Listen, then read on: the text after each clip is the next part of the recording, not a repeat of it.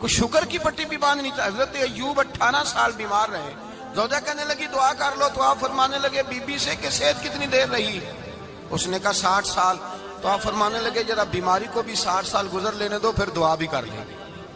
یہ دعا کی اللہ، یہ لفظ کہے اللہ نے صحت دے دی، تندرستی آ گئی. ایک دن گھر میں بیٹھے بیٹھے زوجہ کہنے لگی کہ ایوب یہ بتاؤ دکھ اچھے کہ سکھ؟ آپ فرمانے لگے سارے دن ہی اللہ کے ہیں پر دکھ بڑے اچھے تھے. مجھ سے پوچھو تو دکھ بڑے اچھے تھے. کہا کس طرح؟ تو حضرت ایوب فرمانے لگے جب میں بیمار تھا تو 24 گھنٹے میں ایک دفعہ میرا رب میرا حال پوچھا کرتا تھا. ایک دفعہ میرا اللہ پوچھتا تھا ایوب تیرا حال کیا ہے؟ فرماتے ہیں 12 گھنٹے تو لذت ہی رہتی تھی کہ میرے رب نے میرا حال پوچھ لیا ہے، اور اگلے 12 گھنٹے میں انتظار کرتا تھا مالک حال دوبارہ کب پوچھے گا. فرمانے لگے اب صحت تو ہو گئی ہے پر اب میرا رب میرا حال تو نہیں نہ پوچھتا. بھائی مشکلات جو ہوتی ہیں وہ تو تجھے سجا دیتی ہیں، سوار دیتی ہیں. تجھے یاد آتا ہے کوئی اپنا، جب تجھے درد ہوتی ہے نا، تکلیف ہوتی ہے، پھر تیرا دل کرتا ہے کوئی کندھا ملے جہاں میں سر رکھ کے رہوں. پھر اسی لیے تو کسی درویش سے کسی نے پوچھا تھا اپنا کون ہوتا ہے؟ تو کہا جو تجھے دکھ کے وقت یاد آئے وہ تیرا اپنا ہے. جو تجھے عین آزمائش کے وقت یاد آئے اور تجھے اس کا نمبر فوراً تیرے موبائل پہ چلنے لگے وہ تیرا اپنا سجن ہے، جس کو تو دکھ کے وقت یاد کرے. تو بھائی مشکلات کے بعد جو اللہ آسانی دیتا ہے. حضرت ابراہیم کو آگ میں بھی پھینکا گیا، حضرت ابراہیم علیہ السلام کو ستایا بھی گیا، نکالا بھی گیا، لیکن جب ان مشکلات سے گزرے تو میرا رب فرماتا ہے وَإِذِ ابْتَلَىٰ إِبْرَاهِيمَ رَبُّهُ بِكَلِمَاتٍ فَأَتَمَّهُنَّ قَالَ إِنِّي جَاعِلُكَ لِلنَّاسِ إِمَامًا. کہا جب ابراہیم پورے اترے تو پھر ہم نے انہیں امام بنا دیا. یا اللہ کس طرح کی امامت دی؟ فرمایا میں نے اتنی اعلیٰ شان عطا کی ہے کہ اپنے لاڈلے رسول کو جناب ابراہیم کی نسل میں پیدا فرما دیا ہے. میں نے مصطفیٰ کو ان کی نسل میں پیدا کر دیا، قیامت تک کے لیے ان کا وقار بڑھا دیا. اللہم صلی علی محمد وعلی آل محمد کما صلیت علی ابراہیم وعلی آل ابراہیم. ان کی عظمت بڑھا دی، اس لیے کہ جب وہ آزمائش سے گزر کر کے آئے پھر جو آسانی دی. میرے نبی پاک صلی اللہ علیہ وسلم نے دین ابراہیمی کی بہت ساری چیزوں کو رکھا. کہا میں ملت ابراہیمی پہ ہوں. جب کوئی مشکلات کو عبور کر کے آتا ہے، جب کوئی تکلیفیں سہ کر کے آتا ہے، اس کے لیے جو اجر ہوتا ہے، اس کے لیے جو پھر اللہ کتنی ذرا بڑی توجہ کیجئے گا. لوگ سمجھتے ہیں فلاں آدمی مشکل میں ہے تو شاید مشکل میں ہی رہے گا، فلاں آزمائش میں ہے تو شاید میرا اللہ فرماتا ہے ایک مشکل دے کے میں 2 آسانیاں بھی دوں گا. تم مشکل دیکھ رہے ہو، مشکل نہ دیکھو، وہ جو اس کو بعد میں آسانی آنے والی ہے، اور ڈبل جو میں اس پر نعمت کرنے والا ہوں اس کو دیکھو.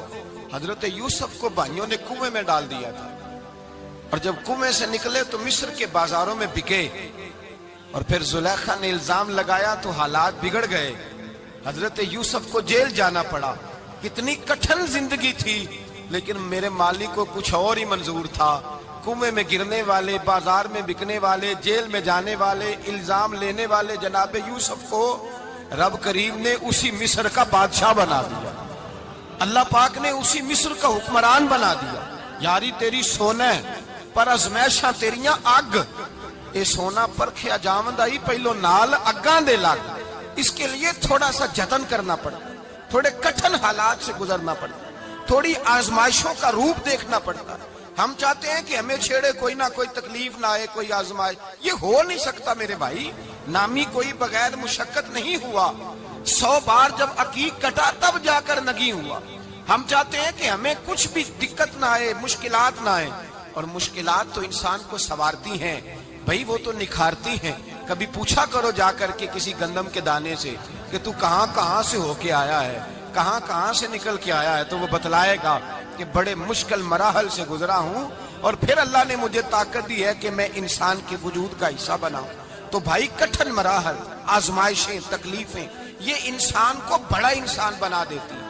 یہ اس کے لیے ترقیوں کا پیش خیمہ ہوتی ہیں. ہمارے جوان پریشان ہو جاتے ہیں. عورتیں خاص کر کے اس بات پہ توجہ کریں. وہ بڑی جلدی غم لے جاتی ہیں. وہ کہتی ہیں جانے میرا کچھ ہوگا ہی نہیں, جانے میرا کچھ ہو ہی نہیں سکتا. میرے بھائی درجنوں اور بیسیوں لوگ ایسے ہیں جن کی اولادیں نہیں تھی لیکن نام ان کا ان سے بھی زیادہ ہے جو بڑے بڑے صاحب اولاد. حضرت خواجہ معین الدین اجمیری کو جانتے ہیں آپ لوگ؟ نہیں, جو جانتے ہیں وہ بولے. جانتے ہیں جی؟ لو جی, کافی سارے جانتے ہیں, تھوڑے جی رہ گئے نا. جانتے ہیں نا خواجہ صاحب کو؟ ان کے کسی بیٹے کو جانتے ہوں؟ نہیں جانتے, نہیں جانتے, نہیں جانتے آپ ان کے بیٹے کو. حضرت خواجہ معین الدین اجمیری رحمت اللہ تعالی علیہ کے بیٹے کو نہیں جانتے, لیکن ویسے آپ ہندوستان میں کسی آدمی کو چھیڑ کے دیکھیں وہ کہے گا میں خواجہ صاحب کا روحانی بیٹا ہوں, میں اولاد. حضرت غوث اعظم رضی اللہ تعالیٰ عنہ کی اولاد کو کم لوگ جانتے ہیں, لیکن آپ ویسے کسی کو پوچھ کے دیکھیں 11ویں والا پیر کون ہوتا ہے, ہر آدمی ہاتھ اٹھا کے بتائے گا خدا کے فضل سے ہم پر ہے سایہ غوث اعظم کا, ہمیں دونوں جہاں میں ہے سہارا غوث. لوگ جھوم کے بتلائیں. میرے بھائی یہاں لوگ پریشان ہو جاتے ہیں کہ اولاد ہوگی تو یہ ہوگا, فلاں ہوگا تو یہ ہوگا. بھائی ایسی کوئی بات نہیں. میرے پاس پیسے ہوتے تو میرا ابا بیماری سے فوت نہ ہوتا. جو مالدار ہوتے ہیں تو کیا وہ بچ جاتے ہیں؟ حضرت اسرائیل انہیں چھوڑ جاتے ہیں؟ او خدا کے بندے تو کیسی بات کر رہا ہے. یاد رکھ, یہ جو آزمائشیں ہوتی ہیں, یہ جو تکلیفیں ہوتی ہیں, یہ جو تھوڑے سے مشکل حالات ہوتے ہیں. حضرت یونس علیہ السلام کی دوستی ہوگی حضرت جبریل امین سے, تو جناب جبریل ملنے آئے. حضرت یونس علیہ السلام فرمانے لگے جبریل میرا دل کرتا ہے مجھے اس بندے کی ملاقات کرا جو اللہ کا سب سے زیادہ عبادت گزار بندہ ہے. حضرت جبریل امین لے گئے دور دور فلسطین کے علاقے میں, اور لے جا کر ایک بندے سے ملاقات کرائی جس کی دونوں آنکھیں بھی کوئی نہیں تھی, دونوں بازو بھی کوئی نہیں تھی, دونوں پیر بھی کوئی نہیں تھی. اور اس بندے کی زبان پر لفظ بڑا کیا جاری تھے, یا اللہ تیرا شکر ہے, یا اللہ تیرا, بول کے کہیے یا اللہ تیرا, اے اللہ تیرا شکر ہے. شکر شکر کر رہا تھا. حضرت جناب سیدنا یونس علیہ السلام کہنے لگے میں نے تجھے عبادت گزار کو ملانے کو کہا تھا, تو کہاں لے آیا؟ حضرت جبریل کہنے لگے یا یونس, یہ ہر چیز جانے کے باوجود اپنے رب کی رضا پہ راضی ہے. اس وقت دنیا میں نبیوں کے بعد جس سے اللہ سب سے زیادہ پیار کر رہا ہے وہ یہی بندہ ہے. یہ اپنے رب کی رضا پہ راضی ہے. اے تن میرا کنگی ہووے تے میں زلف سجن دی باواں, تے پوش میرے دی جتی بن جائے تے میں یار دی قدمی آواں. مارو مارو مینو مار مکاؤ, کوئی عذر نہ پیش لے آواں, تے جے سونا ہی میرے دکھ وچ راضی, جے سونا ہی میرے دکھ وچ راضی, جے سونا ہی میرے دکھ وچ راضی, تے میں سکھ نو چلے ڈاواں. مانا کہ جب اس حال میں راضی ہے تو بس ٹھیک ہو گیا, ٹھیک ہو گیا. وصل اچھا ہے نہ فراق اچھا ہے, بس جس حال میں محبوب رکھے وہی حال اچھا ہے. بس جس حال میں انہوں نے رکھا بات ٹھیک ہو گئی. اس میں اب انسان شکوا کرتے پھرے کہ یہ کس طرح ہے وہ کس طرح, اپنے آپ کو مطمئن رکھا. مشکل کے بعد جو آسانی آل. حضرت لقمان حکیم, ان کے نام پر قرآن مجید کی پوری سورت ہے. حضرت لقمان حکیم علیہ رحمہ آپ اپنے بیٹے کو نصیحت کر رہے تھے, کہنے لگے بیٹا کو مشکل آئے تو گھبرانا نہیں, کوئی مشکل آئے تو کرے بیٹوں کو سمجھ آ جائے کہ مشکل آئے تو, سمجھ آ رہی ہے بات کی, مشکل آئے تو. اور کیا خوبصورت جملے, بیٹے کو بٹھا کے کہتے ہیں بیٹا چھوٹی مشکل آئے گی تو اللہ بڑی مشکلات آسان کر دے گا. سمجھو چھوٹی مشکلات آئیں تو اللہ نے بڑی مشکلیں اس نے آسان کر دی.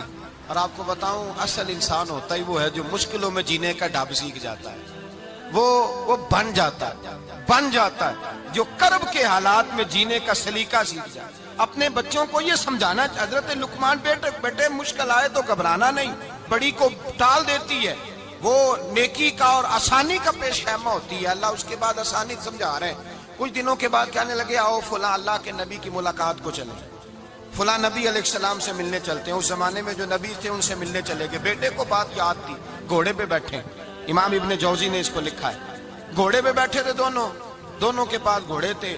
اب رستہ بہت زیادہ تھا, کھانا ساتھ لے لیا, پانی ساتھ لے لیا, رستہ لمبا تھا, صحرا کا علاقہ تھا. جب جانے لگے تو اتنی سخت گرمی ہوئی کہ گھوڑے بھی بے ہوش ہونے لگے. اچانک ایسی گرم لو چلی کہ گھوڑے بھی. اب دونوں باپ بیٹا جو تھے وہ بڑی جوش میں تھے کہ جانا ہی جانا ہے. گھوڑے سے اتر کر کے پیدل چلنے لگے. اب پیدل چلتے چلتے ذرا آگے گئے تو اب گرمی میں جتنا بندہ پیدل چلتا ہے اتنا پیاس بھی زیادہ لگتی ہے، تو پانی پیتے رہے، کھانا کھاتے رہے، کھانا پانی بھی ختم ہو گیا۔ تھوڑا آگے چلے نا، اس قدر تکلیف بڑھی کہ حضرت جناب لقمان کے بیٹے کے پیر کے اندر ایک ہڈی پیوست ہو گئی، اتنی بڑی ہڈی تھی وہ اندر ہی چلی گئی، پیر خون کے فوارے گرنے لگے، بیٹا بے ہوش ہو گیا۔ حضرت لقمان اس کے سرانے بیٹھے تو بیٹا تھا نا، آنکھوں میں آنسو آ گئے۔ بیٹے نے آنکھ کھولی تو کہنے لگا ابا جی آپ تو صبر کرنے والے ہیں، آپ رو رہے ہیں؟ فرمایا بیٹے میں کیا کروں، میرے سینے میں جو دل ہے وہ ایک باپ کا دل ہے، تو باپ جو ہوا تیرا، تیری دکھ پر رونا آیا۔ بڑی مشکل سے دانت کے ساتھ ہڈی نکالی، ہڈی نکلی تو خون بھی چلا۔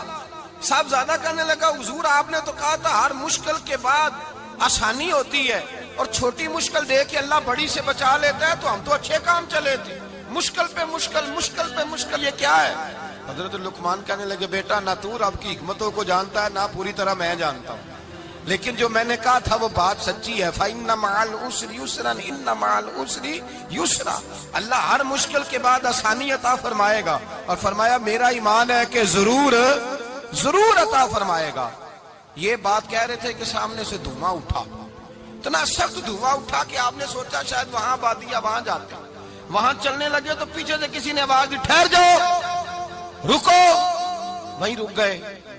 تھوڑی دیر گزری تو کہا رک جاؤ، جب رکے تو ایک بولنے والا بولا، کہنے لگا تمہارے لیے تھوڑی دیر کے بعد جانوروں کا بندوبست کر دیا جائے گا، کھانے کا بھی بندوبست ہو جائے گا، بچے کا پیر بھی صحیح ہو جائے گا، چلے جانا لیکن ذرا ٹھہرو۔ حضرت لقمان کہنے لگے بولنے والے تو کون ہے؟ تو کہنے لگے میں اللہ کا فرشتہ ہوں، میں اللہ کا فرشتہ ہوں۔ کہا اللہ کے فرشتے اور یہ سارا کچھ کیا ہے؟ تو فرشتہ کہنے لگا اصل بات یہ ہے کہ سامنے بستی پر مجھے عذاب نازل کرنے کا حکم ملا تھا، آپ بڑی تیزی سے آ رہے تھے، میں نے رب سے دعا کی کہ اللہ اس باپ بیٹے کی غلطی کوئی نہیں، مہربانی فرما۔ رب نے پہلے آپ کو صحرا میں الجھایا، پھر میری دعا کی برکت سے آپ کے گھوڑے ٹھہر گئے، پھر میری دعا کی برکت سے آپ کا پانی ختم ہوا، پھر میری دعا کی برکت سے آپ کے بیٹے کو زخم آیا، پھر میری دعا کی برکت سے سامنے سے دھواں اٹھا۔ فرمایا یہ جو تمہیں مشکل پہ مشکل آ رہی تھی، یہ تو میرا رب تمہیں عذاب سے بچانا چاہ رہا تھا، یہ جو تمہیں مشکل پر مشکل آ رہی تھی تو میرا مالک تمہیں عذاب سے بچا رہا تھا، تم سمجھ نہیں رہے تھے۔ حضرت لقمان نے بیٹے کی طرف دیکھا تو بیٹے کہنے لگے ابا جی بات بالکل سچی ہے، افضل الذکر لا الہ الا لا الہ الا، اور پھر پڑھنے لگے حسبنا اللہ و نعم الوکیل نعم المولا و نعم النصیر۔ یہ ورد ہونے لگے۔ بھائی جب تجھے مشکل آتی ہے، آزمائش آتی ہے، تو اس وقت سمجھتا ہے پتہ نہیں میرے ساتھ کیا بننے لگا ہے۔ اللہ تبارک و تعالیٰ چھوٹی مشکل دے کے تجھے بڑی سے محفوظ رکھتا ہے، چھوٹی بیماری دے کے تجھے بڑی سے محفوظ رکھتا ہے۔ بلکہ میں ایک دفعہ ایک تکلیف میں ایک آزمائش میں مبتلا ہو گیا، تو میں نے اپنے حضرت سے کہا کہ حضور سارے دکھ کٹھے ہی آ گئے، کیا کیا جائے؟ تو آپ فرمانے لگے بڑے خوش نصیب ہو، جوانی میں اللہ نے دکھ دے دیے، بڑھاپے میں آئے تو برداشت نہیں ہوتے، یہ تو بڑے وقت پہ آ گئے، شکر ادا کرنا چاہیے، اس زمانے میں برداشت نہیں ہوتے، اب آسانی ہے، ان کو برداشت کرو، ہمت کرو۔ میرے بھائی یاد رکھیں آزمائشیں تکلیفیں آپ کو بڑا کرنے کے لیے آتی ہیں۔ ہم آزمائش کو برا جانتے ہیں، دکھ کو برا جانتے ہیں، دکھ تو بڑے پیارے ہوتے ہیں، یہ رونے کا سلیقہ سکھاتے ہیں، یہ اللہ کو منانے کا طریقہ سکھاتے ہیں، یہ مسجد میں جانے کا۔ وہ جو سکھی بندہ ہے نا، سکھی، مجھے ایک صاحب کہنے لگے دو قسم کے لوگ مدینے سے آتے ہیں، مدینہ شریف پوچھنے لگے، کہنے لگے حضرت جی دو قسم کے بندے ہیں، کچھ واپس جاتے ہوئے تڑپ رہے ہیں، کچھ تصویریں کھینچ رہے ہیں رخصتی کے وقت، فرق کیا ہے؟ تو میں نے کہا وہ جو تصویریں کھینچ رہا ہے وہ امیر آدمی ہے، اسے پتا ہے کہ میں پھر ٹکٹ لے لوں گا، مہینے کے بعد پھر آ جاؤں گا، اور یہ مدینہ چھوڑتے ہوئے تڑپ رہا ہے، یہ کوئی غریب ہے، یہ کہہ رہا ہے پتہ نہیں دوبارہ موقع ملے کہ نہ ملے، یہ دکھی ہے، یہ آزمائش میں دکھی۔ سکھی بندہ تو مکے جا کے نہیں روتا، وہاں بھی کھڑا ہے ڈٹ کے کھڑا، دکھی کوئی نہیں تو روئے کیسے، روئے کیسے؟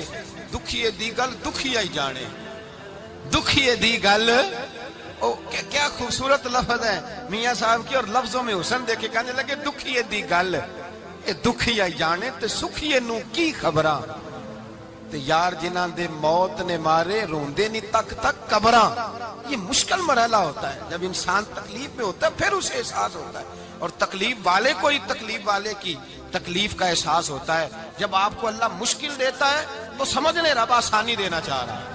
جب تیز دھوپ آتی ہے تو سمجھ لیں اللہ گرم ہوا گزار کے ٹھنڈی بارش برسانا چاہ رہا ہے.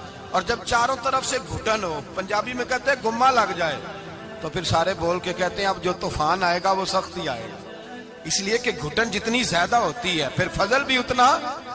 جن لوگوں نے تکلیفیں زیادہ سہی تھی رب نے عزتیں بھی زیادہ ہی عطا فرمائی. جن لوگوں نے تکلیفیں زیادہ سہی نا انہیں اللہ نے درجہ بھی. حضرت بلال حبشی نے بڑی تکلیف سہی، مارا کرتا تھا امیہ، بڑا مارتے تھے. اتنا مارتے تھے کہ موٹے، آپ نے کبھی دیکھے ہیں دیہاتوں میں موٹے موٹے موٹے موٹے پائے ہوتے تھے چار پائیوں کے، موٹے موٹے موٹے موٹے پان کی چار پائیاں اور بڑی چار پائیاں کافر بچھا کے بیٹھ جاتے اور حضرت بلال حبشی کے پیر ان کے نیچے رکھ دیتے، ہاتھ ان کے نیچے رکھ دیتے، آگ لوہا گرم کر کے اس کے اوپر ننگے بدن لٹا دیتے. مکے نے بڑی آزمائشیں دیکھی، پھر اسی مکے نے مدینے نے عجیب رنگ دیکھا کہ میرے نبی معراج سے واپس آئے اور حضور نے عظمت دی. فرمایا بلال یار تیرا بڑا مقام ہے، تو مدینے میں چل رہا تھا اور میں جنت میں تیرے قدموں کی آواز سن رہا تھا. کتنا تیرا مقام ہے، کتنا تیرا درجہ ہے، میں وہاں تیرے چلنے کی آواز سن رہا تھا. حضرت ابو بکر صدیق رضی اللہ تعالیٰ عنہ نے اس زمانے میں حضور کی نوکری کی جب دوسرا جانثار کوئی نہیں تھا.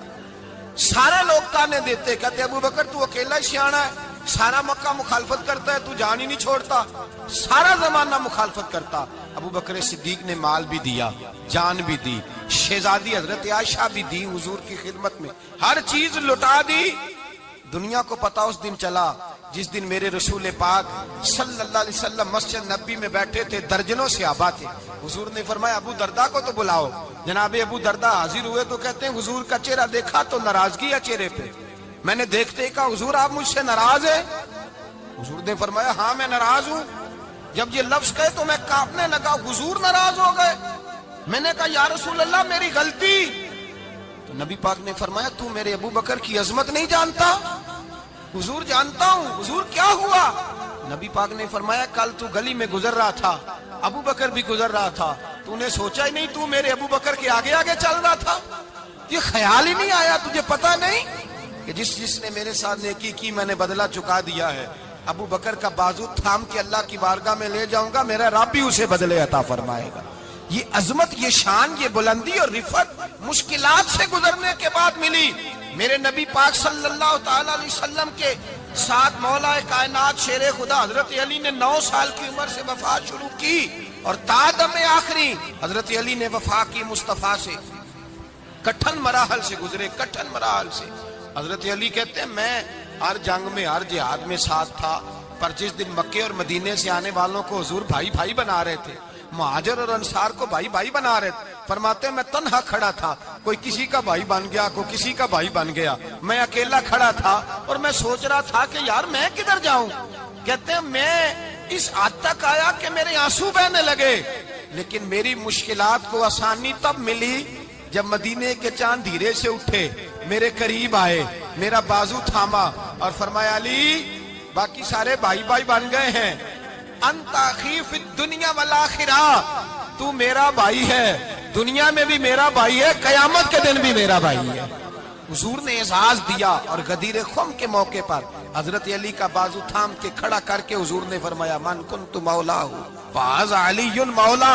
فرمایا جس کا میں مولا ہوں اس کے علی بھی مولا ہے. محبوب پاک سید عالم صلی اللہ علیہ وسلم نے جن لوگوں نے مشکلات برداشت کی پھر ان کو اعزاز ملا، ان کو درجے ملے، ان کے لیے جو آسانی. حضرت عثمان غنی نے صحابہ میں سب سے زیادہ مظلومیت کاٹی، سب سے زیادہ مظلومیت. 40 دن پانی بند رہا، کھانا بند رہا، تکلیف اور آزمائش کا وقت ہوا. امام جلال الدین سیوطی رحمت اللہ تعالی علیہ الحاویل الفتاوی میں لکھتے ہیں، کہتے ہیں جب حضرت عثمان غنی پر کھانا اور پانی بند تھا، ایک شام حضرت عبداللہ بن سلام ملنے گئے.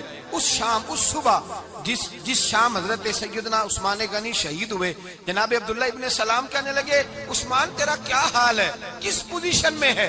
تو کہتے ہیں جناب عثمان غنی کہنے لگے عبداللہ آج میں بڑا سکھ میں ہوں. کہا 40 دن بیت گئے, کھانا نہیں آیا, پانی نہیں آیا, تو آج کیوں سکھی ہو؟ فرمانے لگے آج مدینے کی سامنے والی گلی میں نے مصطفیٰ کا دیدار کیا ہے, اور نبی پاک صلی اللہ علیہ وسلم نے فرمایا عثمان اگر تو کہے تو تیرے لیے پانی کا بندوبست کر دیا جائے, تیری مشکل آسان ہو جائے, اور اگر تو کہے تو تیرے لیے وہ آسانی کی جائے کہ آج تو میرے پاس آ کے روزہ افطار کر لے. تو حضرت عثمان غنی کہنے لگے میں نے مصطفیٰ سے عرض کیا حضور مجھے یہاں کا سکھ نہیں چاہیے, مجھے وہ آسانی چاہیے جو آپ کے پاس افطار سے ملے گی.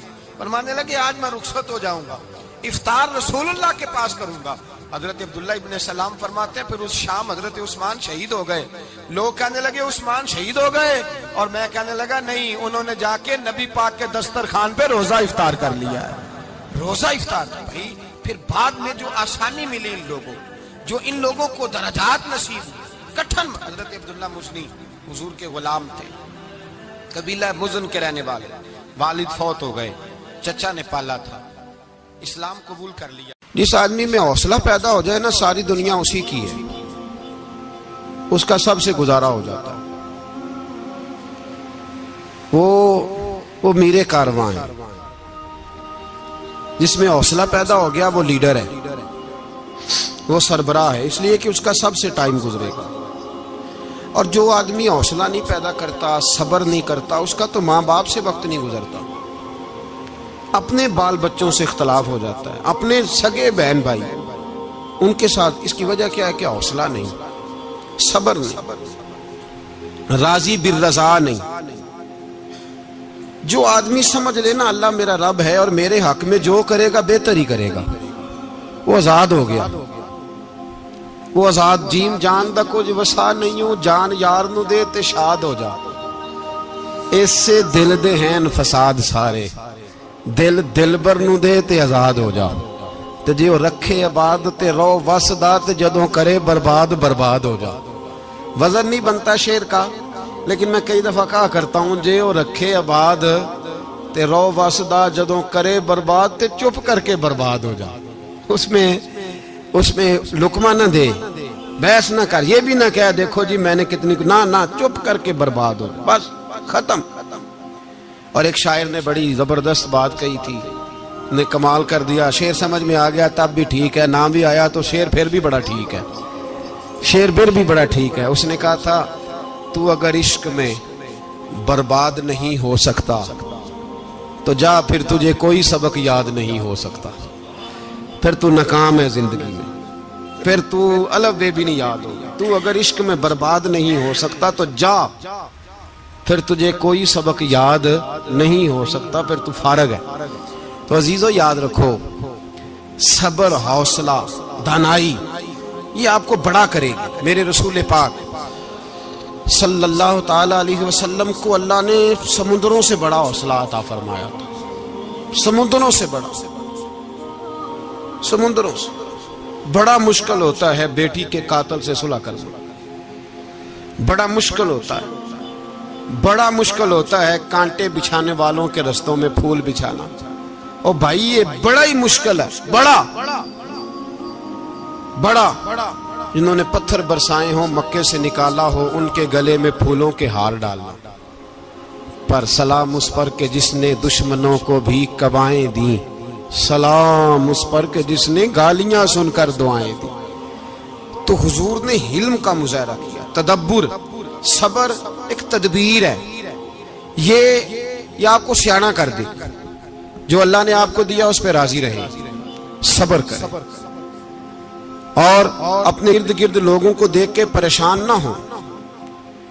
نبی پاک علیہ الصلوۃ والسلام نے اپنی امت کو صبر سکھایا, اور ساتھ یہ بھی حکم فرمایا کہ مصیبتیں اور مشکلیں بڑے لوگوں پہ آتی ہیں, چھوٹوں پہ مشکلات, جو دل کے چھوٹے ہوں, ذہن کے چھوٹے ہوں, ان پر اللہ مشکل نہیں ڈالتا. ایک صحابی نے کہا یا رسول اللہ صلی اللہ علیہ وسلم سب سے زیادہ مشکلات کن پہ آتی ہیں؟ تو حضور نے فرمایا نبیوں پہ.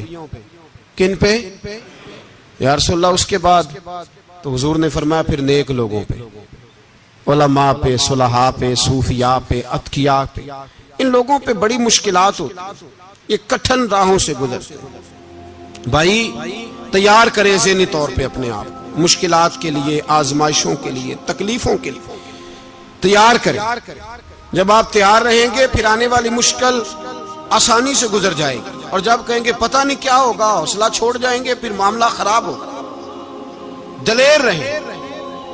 نبی پاک صلی اللہ علیہ وسلم کے مدینے آنے سے پہلے ایک شخص تھا، عبداللہ بن ابی سلول اس کا نام تھا. تو مدینے والے لوگ اس کو اپنا پیشوا مانتے تھے، اوس بھی خزرج بھی. اس کی تاج پوشی بھی کی، بڑی اس کی منتا تھی. جب حضور آ گئے تو اس کا کاروبار بند ہو گیا. اب لوگ یہ نہیں سمجھتے کہ میں غلط ہوں، لوگ کسی کے مفادات کو ٹھیس پہنچتی ہے تو مخالفت کرنے لگ جاتا ہے. اب اس کے حالات جب خراب ہوئے تو اس نے پتہ کیا کیا، جھوٹ موٹ کا کلمہ پڑھ لیا. سمجھ آ رہی ہے باتوں؟ جھوٹ موٹ کا. اور منافقوں کا ایک ٹولہ اس نے تیار کر لیا جس کا قرآن مجید نے سورہ منافقون میں ذکر کیا. ایک جنگ کا موقع تھا، نبی پاک صلی اللہ علیہ وسلم تشریف لے گئے تو عبداللہ بن ابی سلول بھی چلا گیا. حضرت عمر فاروق رضی اللہ تعالیٰ عنہ کے ایک غلام تھے، وہ پانی لینے کنویں پہ گئے. ادھر سے انصار میں سے، چونکہ حضرت عمر کے غلام مہاجر تھے، انصار میں سے ایک شخص پانی لینے پہلے سے آیا ہوا تھا. پانی بھرنے میں کوئی اختلاف ہو گیا، جھگڑا ہو گیا، مار کٹائی تک نوبت آ گئی. حضرت عمر کے غلام نے کچھ چیز مار دی، اس شخص کو زخمی ہو گیا. اس نے پکارا.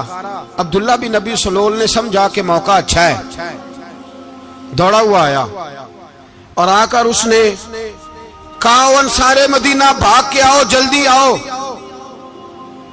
اور بڑے غلط جملے استعمال کیے. کہنے لگا اگر ان لوگوں کو تم اپنا بچا کچا کھانے کو نہ دیتے مہاجروں کو تو آج یہ تمہارے سر پہ نہ بیٹھتے. معاذ اللہ، ایسی باتوں پہ کہا کریں. بولے یہ روزمرہ کی گفتگو میں عادت بنائیں، کوئی ایسی بات کرنی ہو تو معاذ اللہ استغفر اللہ کہہ کے کرنی چاہیے. اس نے کہا کہ معاذ اللہ اب ان کو بچا کچا نہ دیں تو یہ ہمارے سر پہ نہ بیٹھتے. شور کیا اس نے. ہمارے ہاں بھی سیانے بندے پنچایت کے لوگ وہ کہتے ہیں تو اس برادری کے بچے سے ہی مار کھا ہے، پتہ ہی نہیں چلا، جا اسے مار کے آ، سر پھاڑا، یہ کار پھوڑ دے اس کا سر اور دیکھ میں دیکھ لوں گا بعد میں جو ہوگا. یہ عقل مند لوگوں کے مشورے نہیں، یہ جاہل لوگوں کے مشورے. ناراض نہ ہونا، پر یہ نبی پاک صلی اللہ علیہ وسلم نے فرمایا ہے، حضور کا فرمان ہے. یہ کن لوگوں کا کام ہے؟ بول کے بتائیں، بول کے. پڑھے لکھے سیانے بندے اس طرح کے مشورے یہ بالکل نہیں دیتے، جاہلوں کا کام. پکارا، مہاجر سارے اکٹھے ہو گئے، انصار سارے آ گئے. اور جب انصار آئے تو مہاجرین کو بھی پکارا، مہاجر بھی آ گئے. اب وہ گتھم گتھا ہونے لگے تو کسی نے جا کے محبوب پاک کے کان میں کہا یا رسول اللہ وہاں تو مہاجر انصار لڑنے لگے. وہ پرانی لڑائیاں پھر سے جاگ گئی ہیں. نبی پاک تشریف لائے، حضور نے وہاں لفظ بیان کیے، فرمایا یہ تم نے کیا جاہلوں جیسا کام شروع کیا ہوا ہے؟ یہ کون سا کام ہے؟ اللہ کرے ہم سب اس کام سے باز آ جائے، آمین تو کہنا. اور تو اس برادری دے منڈے کوئی مار کھائیں. برادری کیا ہوتی ہے؟ برادری تو تعارف کے لیے. اونچ نیچ کہاں سے آ گئی؟ کہا میرے رسول پاک علیہ الصلوۃ والسلام نے فرمایا تم جاہلوں جیسے کام کر رہے ہو. صلح کرائی، بات رفع دفع کرائی، لوگ چلے گئے، معاملہ ٹھنڈا ہو گیا. لیکن عبداللہ بن سلول نے کہا کہ میں یہ موقع خالی نہیں جانے دوں گا. پھر گیا اور جا کے انصار مدینہ سے کہنے لگا ایک دفعہ جا لینے دو مدینے، تم نے میری بات نہیں نہ سنی تو جو وہاں بڑے سردار بیٹھے ہیں ان سے بات کروں گا، اور معاذ اللہ ثم معاذ اللہ ہم ان بے عزت لوگوں کو مدینے سے نکال دیں گے، وہاں صرف عزت والے رہیں گے. یہ غلط جملے اس نے ادا کیے جس کو قرآن پاک نے سورہ منافقون میں بیان فرمایا ہے. اس نے یہ بات کی.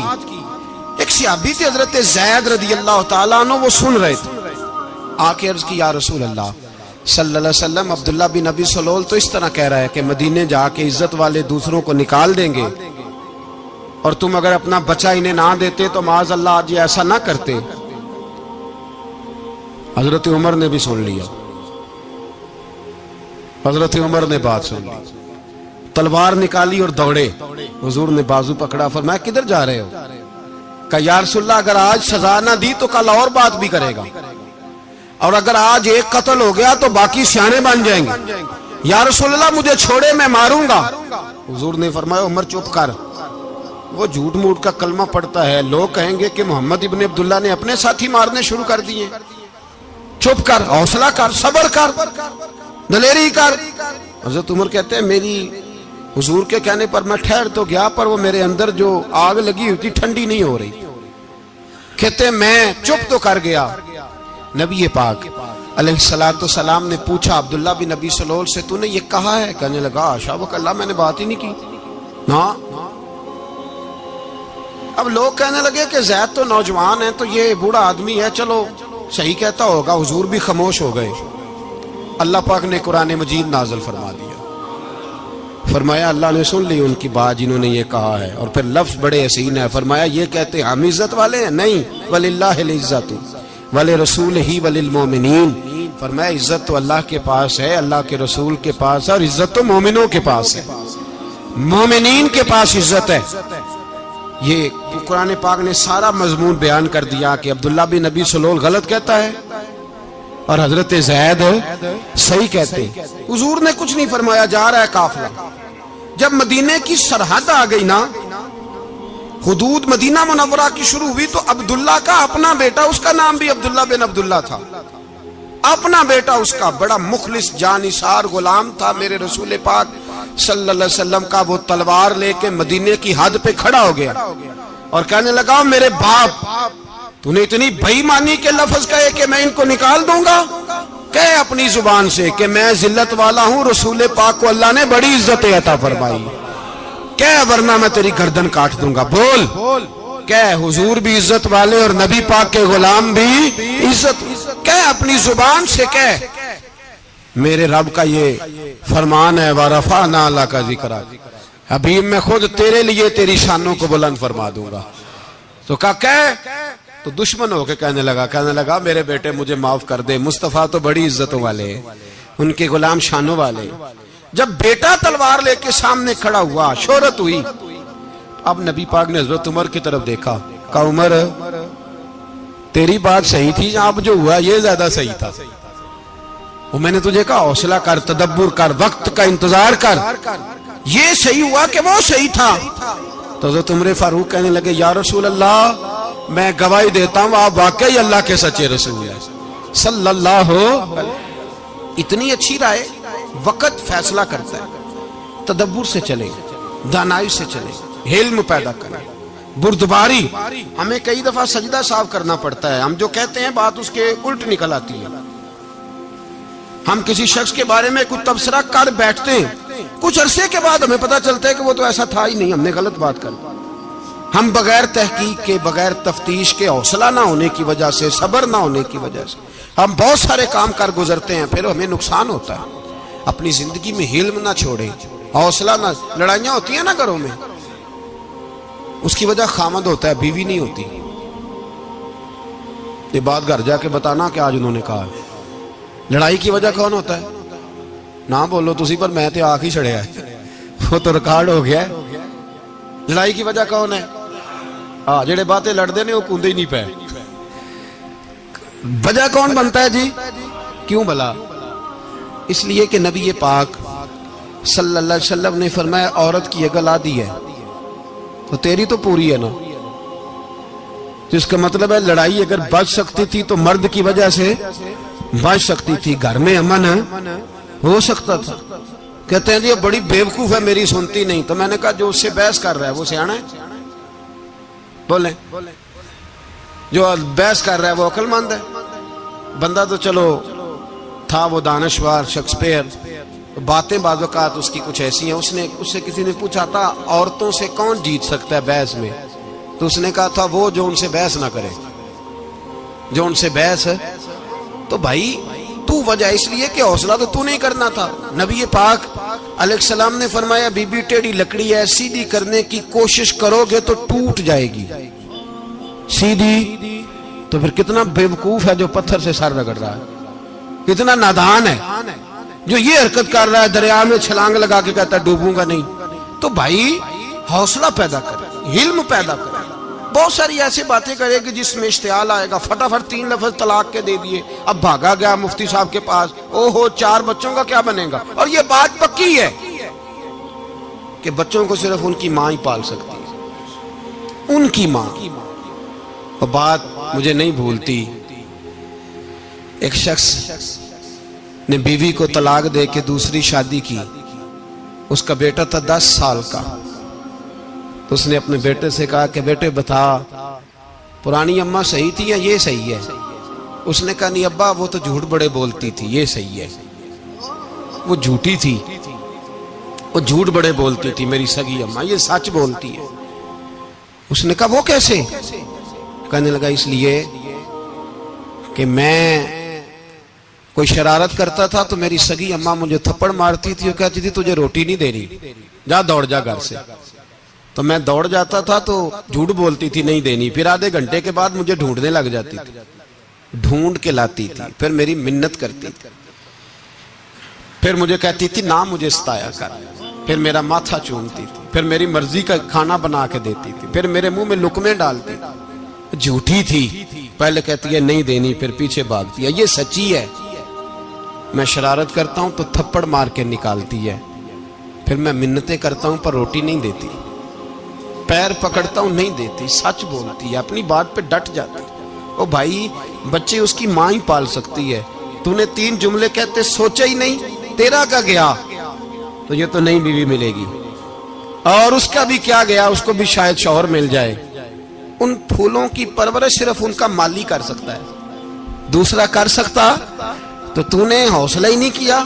ٹھیک ہے غلطی بی بی کی تھی، پر تو مرد تھا نا، تیرے پاس تو دلیری تھی، فٹافٹ 3 طلاق کے جملے کہہ دیے۔ اور میرے رسول پاک علیہ السلام نے فرمایا جائز کام بڑے ہیں، پر طلاق جائز تو ہے، پر میرے رب کو پسند نہیں، اللہ کو پسند۔ تو نے مالی بگا دیا جس نے تیرے گھر کا باغ سینچنا تھا۔ تو بھائی یہ حوصلہ نہیں، درجنوں طلاقیں، 20 کیس، اور ابھی وہ شادی کے پورے کپڑے نہیں پہنے تو طلاق پہلے، اس کی وجہ یہ کہ حوصلہ نہیں، صبر نہیں، رضا نہیں، ہم احساس نہیں کرتے۔ اگر تو یہ سمجھ جائے کہ بس اللہ نے جو میرے لیے بہتر سمجھا مجھے دے دیا، صحیح ہے میری آزمائش ہے، کیا ہے کچھ ہے، جو اس نے بہتر سمجھا مجھے اس نے، پھر تو سکھی ہو جائے، تیرے لیے جینا آسان ہو جائے، پھر تو بہت ساری پریشانیوں سے آزمائشوں سے دور ہو جائے۔ میرے نبی پاک علیہ السلام نے ہمیں حوصلہ کرنے کا حکم دیا، دلیری۔ 2-3 سال شاید پچھلے سال یا اس سے پچھلے سال حج کے موقع پہ نا، ہمارے پاکستان میں تو بڑے بڑے انوکھے واقعات ہوتے ہیں، سننے سے کیا میں کہتا ہوں وہ عبرت کے لیے ہوتے ہیں۔ جعلی ویزے لگوا دیے حج کے کسی ایجنٹ نے، اللہ کے مہمانوں کو بھی لوگ لوٹ لیتے ہیں، معاذ، جعلی ویزے لگوا دیے۔ اور مزے کی بات یہ ہے کہ پاکستانی ایئرپورٹ سے گزر بھی گئے وہ ویزے والے، اور احرام باندھے لوگ جدے پہنچ گئے۔ 4 آدمی تھے، انہوں نے ویزا دیکھا تو کہا نقلی، آپ کو واپس جانا پڑے گا۔ اگلی فلائٹ سے وہ لوگ واپس آئے۔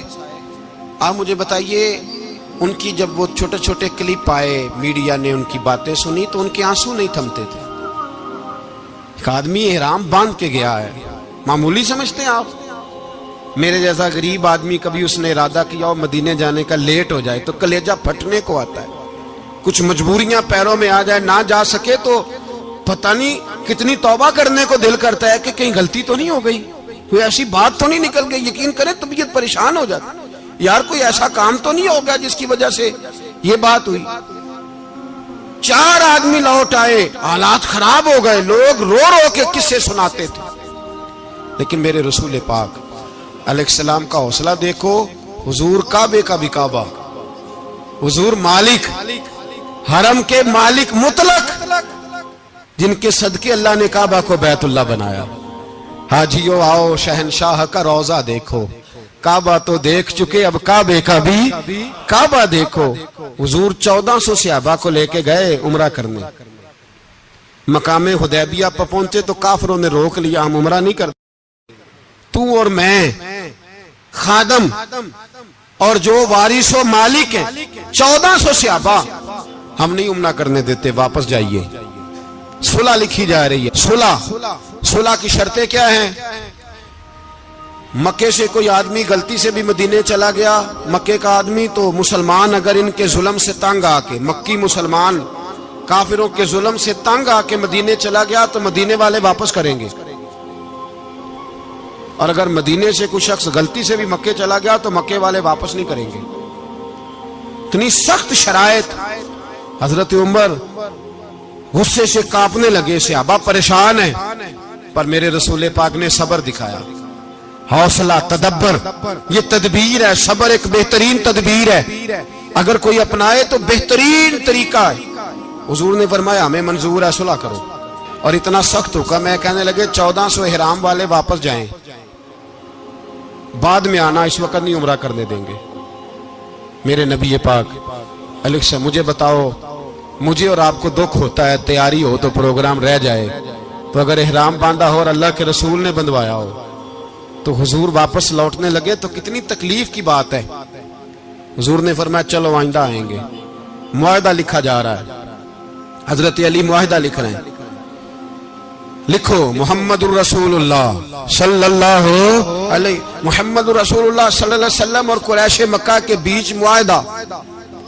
یہ تحریر لکھی جا رہی تھی تو ابو سفیان بول پڑا، کہنے لگا جی ہم محمد الرسول اللہ نہیں لکھنے دیں گے، معاذ اللہ، یہی تو ہمارا جھگڑا ہے. اگر آپ کو رسول اللہ مان لیا تو پیچھے رہ کیا گیا، محمد ابن عبداللہ لکھے. حضور نے حضرت علی سے فرمایا رسول اللہ کاٹ کے محمد ابن عبداللہ لکھو. حضرت علی لکھ رہے تھے، محمد رسول اللہ لکھا تھا، فرمایا رسول اللہ کاٹ کے محمد ابن عبداللہ لکھو. تو حضرت علی کہنے لگے حضور مجھے یہ لفظ کاٹنا نہیں آتا، حضور مجھے یہ لفظ کاٹنا. کسی صحابی نے اعتراض نہیں کیا کہ لکھنا آتا تھا، کہا مجھے کاٹنا. حضور نے دوبارہ کہا علی کاٹ دو. کہا یا رسول اللہ مجھے یہ لفظ کاٹنا نہیں آتا. میرے حبیب نے تیسری دفعہ کہا علی کاٹو. تو شیر خدا نے قلم چھوڑا، ہاتھ باندھے اور کھڑے ہو کہنے لگے محبوبہ مجھے تیرے قصیدے لکھنے آتے ہیں، کاٹنے کوئی نہیں آتے، میں مجبور ہوں، مجھ سے نہیں ہوتا. کوشش کرتا ہوں، نہ قلم اٹھتا ہے نہ ہاتھ چلتا ہے. میرے حبیب پاک نے قلم پکڑا اور لفظ رسول اللہ خود کاٹ کے محمد ابن عبداللہ کرایا. بھائی وقت گزر گیا، صلح ہو گئی. یہ تدبر، یہ حوصلہ، یہ تدبیر میرے نبی نے فرمائی. اب تو 1400 کو مکے نے نہ داخل ہونے دیا، لیکن ایک سال ہی گزرا، تھوڑا ہی وقت گزرا، میرے رسول پاک 10,000 کو لے کے مکے میں داخل ہو گئے. 10,000. اس نے فائدہ دیا. حکمت کیا تھی، تدبر کیا تھا؟ قریش روز لڑائی کرنے آ جاتے تھے، تبلیغ ہی نہیں کرنے دیتے تھے. ان سے صلح ہو گئی تو نبی پاک نے کیسر کو خط لکھا، کیسر روم کو، ہرکل کو. دور دراز تبلیغ پھیل گئی، مسلمان 100,000 سے زیادہ ہو گئے. ان کی طرف سے اب وہ لڑائی بند ہو گئی. میرے حبیب پاک علیہ السلام کے حوصلے نے کمال دکھایا، اس تدبیر نے فائدہ دیا امت مسلمہ کو. 10,000 کا لشکر لے کے حضور کعبے میں داخل ہوئے. کل جو ابو سفیان کہتے تھے نا محمد رسول اللہ لکھنے نہیں دوں گا، آج وہ خود کہہ رہے تھے اشہدو ان لا الہ الا اللہ واشہدو ان محمد رسول اللہ صلی اللہ علیہ. کل جو کہہ رہے تھے کہ میں یہ لفظ نہیں لکھنے دوں گا، آج ابو سفیان کی حویلی میں لاکھوں لوگ، ہزاروں لوگ بیٹھے تھے اور سارے کہہ رہے تھے محمد الرسول اللہ محمد الرسول اللہ محمد الرسول اللہ صلی اللہ علیہ وسلم. میرے محبوب کی تدبر نے، فقاہت نے، اور پھر کمال ہوا. 1400 کہاں اور 1,44,000 کہاں، 1400 کہاں اور 1,44,000. 1400 کو نہیں جانے دیا عمرہ کرنے. میرے رسول پاک 1,44,000 کو لے کے حج کرنے چلے گئے. حضور نے حج کیا، ہر طرف لبیک لبیک کی صدائیں بلند ہوئی. یہ میرے نبی پاک کا تدبر ہے، حوصلہ ہے. اگر وقتی طور پہ حوصلہ کر جاؤ گے، دلیری کر جاؤ گے، آنے والا وقت آسان ہو جائے. حوصلہ نہیں، صبر نہیں، سکون نہیں. 2-4 باتیں، یہاں تک کہ لوگ ابا جی کی بات برداشت نہیں کرتے، ایسے جملے کہہ دیتے ہیں جو دوبارہ پلٹ کے نہیں آتے. ماں کو لفظ نہیں بولتے، باپ کی روح تک چھلنی کر دیتے ہیں وہ جملے. لیکن لوگ اس وقت حوصلہ کرنے، اور ہم پنجابی لوگوں نے تو گنجائش ہی بڑی دے دی ہے. کہتے ہیں بچہ ہے جی ایک ہی ہے، ایک میں حوصلہ کرے کی ہے ماشاءاللہ. تو اگر جوان ہو گیا تو کہتے ہیں گرم خون ہے مکہ کم. اگر بوڑھا ہو گیا تو کہتے ہیں بوڑھوں میں حوصلہ نہیں ہوتا, نہ بچے میں نہ تو کس میں حوصلہ ہوگا؟ بولے کسی میں بھی نہیں. چھٹی سب کو فتویٰ مل گیا نا, یہ بچہ ہے جی, ابھی یہ تو بچہ ہے, آپ تو سیانے بیانے ہیں, یہ بچہ ہے. کمال ہو گئی ہے بھائی, کیا مطلب ہے بچہ ہے؟ بچے کو سارا پتہ ہے, ہر چیز اسے آتی ہے, حوصلہ کرنا ہی نہیں آتا. اور پھر کہہ دیا وہ تو گرم خون ہے. وہ کیا بات کرتے ہو, گرم خون؟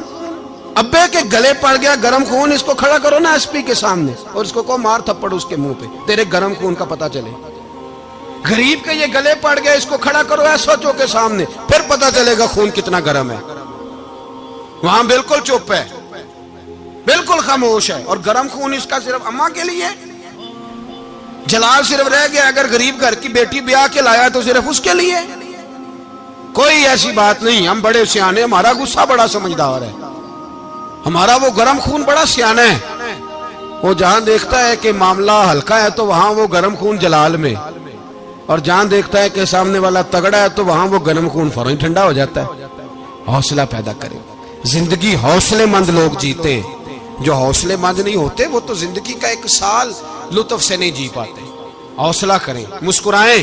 میرے نبی پاک صلی اللہ تعالی علیہ وسلم نے نا عثمان بن طلحہ کعبے کی چابی ان کے پاس ہوتی تھی, تو حضور نے ایک دن فرمایا عثمان, اچھا یہ نہیں تھا کہ عثمان خاص لوگوں کو چابی کعبہ کھول کے دکھاتے تھے, بلکہ ان کو قریش کی جانب سے یہ حکم تھا کہ جو بھی تجھے کہے تو نے کعبے کا دروازہ کھول دینا.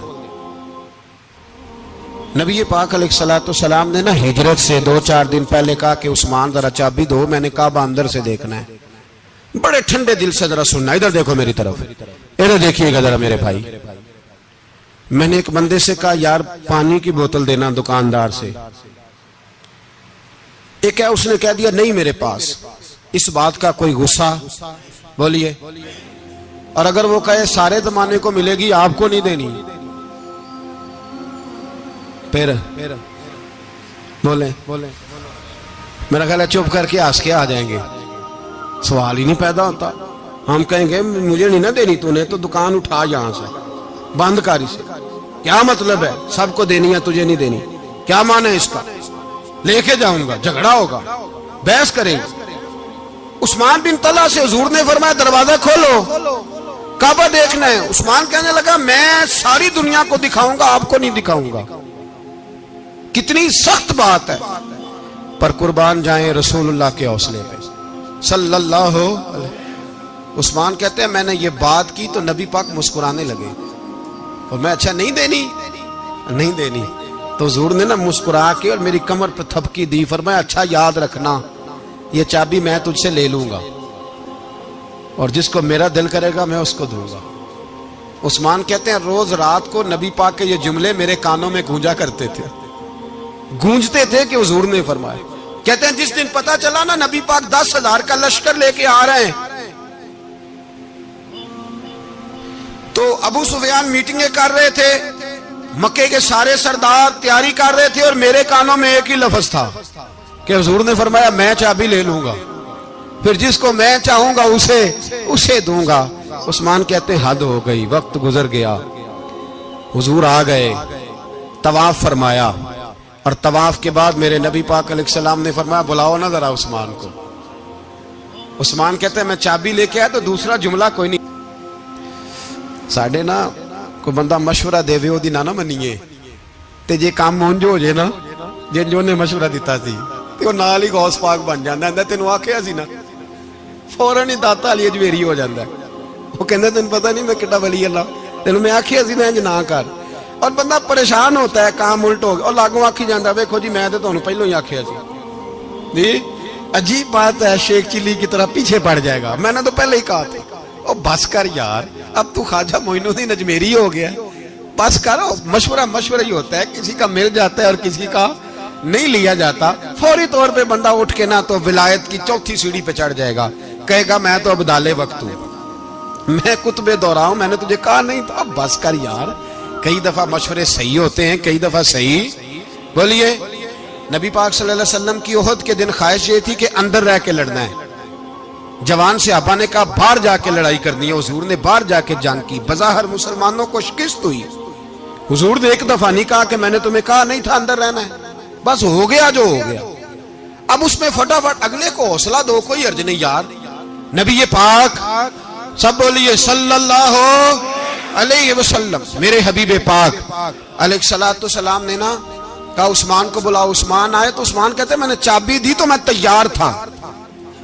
میں تیار تھا کہ اب میری بات ہوگی اور رسوائی ہوگی. لیکن کہتے ہیں قربان جائیں مصطفیٰ نے تو یہ جملہ بھی نہیں کہا کہ میں نے تجھے کہا نہیں تھا.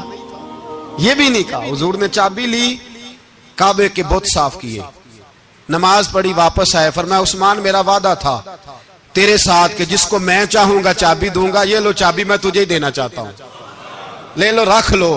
عثمان کہتے ہیں وہ چابی نہیں میرے طرف آ رہی تھی, میری طرف ایمان آ رہا تھا. وہ چابی نہیں آ رہی, ایمان آ رہا تھا میری جانب. کہتے ہیں میرے ہاتھوں میں چابی آئی اور میری زبان پہ کلمہ توحید جاری ہو گیا. بھائی تدبر, حوصلہ, صبر, رضا. ہمیں تو ٹائم بھی نہیں گزارنا آتا. گھر کا ماحول, گھر کے اندر رہ کے لوگ دکھی ہیں اس لیے کہ ہماری طبیعتوں میں حوصلہ نہیں. ایک منٹ کے لیے نہیں, ایک سیکنڈ کے لیے بھی ہم یہ برداشت نہیں کرتے کہ چلو تھوڑا انتظار کریں, وقت کو دیکھیں, موقع کو دیکھیں. میرے نبی پاک علیہ الصلوۃ والسلام پہ اتنی مصیبتیں آئیں کہ پہاڑ پہ آتی تو وہ ریزہ ریزہ ہو جاتے, لیکن کسی مقام پر بھی حضور علیہ الصلوۃ والسلام شکوہ کرتے نظر نہیں آتے. ہم غریبی کا رونا روتے ہیں, ہر چوتھا آدمی کہتا ہے بڑا غریب ہوں. لیکن میرے نبی پاک علیہ الصلوۃ والسلام نے چوتھے دن کھجور کھائی, سرکہ کھایا ہے اور موٹے بان کی چارپائی پہ آرام کیا. حضرت عمر نے کہا حضور کتنی تکلیف ہے؟ فرمایا عمر کوئی تکلیف نہیں, تھوڑا سا تو وقت ہے. جنت میں جائیں گے, ساری نعمتیں اللہ نے ہمارے لیے تیار کی ہوئی ہے. راضی بالرضا, راضی بالرضا, کوئی کسی قسم کا مسئلہ نہیں. ہمیں آزمائشیں آتی ہیں, تکلیفیں آتی ہیں, بیماریاں آتی ہیں. لوگ چھوٹی چھوٹی بات پر پریشان ہو جاتے ہیں, ذرا ذرا سی بات پر شکوہ کرتے ہیں. میرے رسول پاک علیہ السلام نے فرمایا جب میرا رب کسی کو بیمار کرتا ہے تو 2 فرشتوں کو بھیجتا ہے, جاؤ میرے بندے کی تیمارداری کر کے آؤ. اللہ اکبر, خود رب بھیجتا ہے جاؤ میرے بندے کی. تو مجھے بتائیے جب اللہ بھیجے تو پھر تندرست خوش نصیب ہوا کہ بیمار؟ جی تندرست پھر خوش نصیب کون ہوا؟ میرے نبی پاک صلی اللہ علیہ وسلم نے فرمایا رب 2 فرشتے بھیجتا ہے, فرماتا ہے پتہ کر کے آؤ میرے بندے کا اس کا کیا حال ہے. حالانکہ اللہ سارا ہی جانتا ہے.